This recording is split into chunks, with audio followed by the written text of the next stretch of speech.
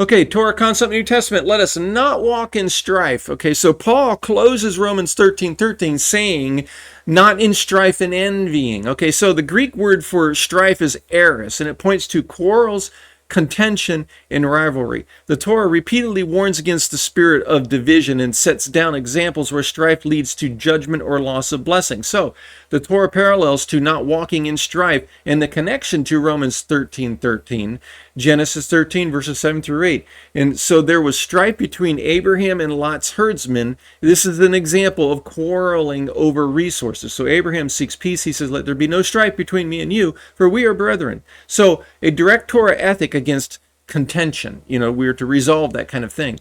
In Genesis 26, verse 20 to 22, Isaac's wells disputed by the herdsmen of Gerar is strife over territory. So Isaac names the wells Esek, which is contention, and Sitnah, which is enmity, which moves on, then moves on to and finds peace. Okay, Isaac finds peace, and the Torah shows strife as unfruitful. In Exodus 2, verse 13 to 14, Moshe rebukes two Hebrews fighting, illustrating how the Torah portrays strife as destructive to unity and covenantal identity.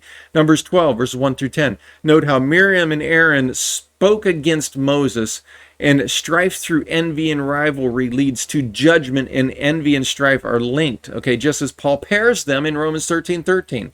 And Numbers 16, verses 1 through 35, we note how Korah's rebellion, which is strife against God's appointed leadership. And this is a dramatic example of contention leading to destruction.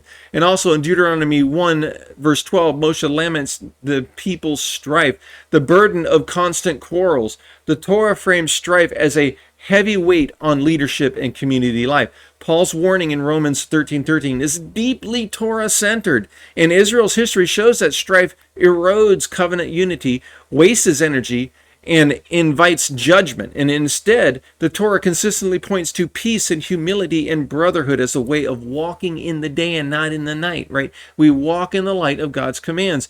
And again, this is how Paul taught Torah. The Torah has not passed away.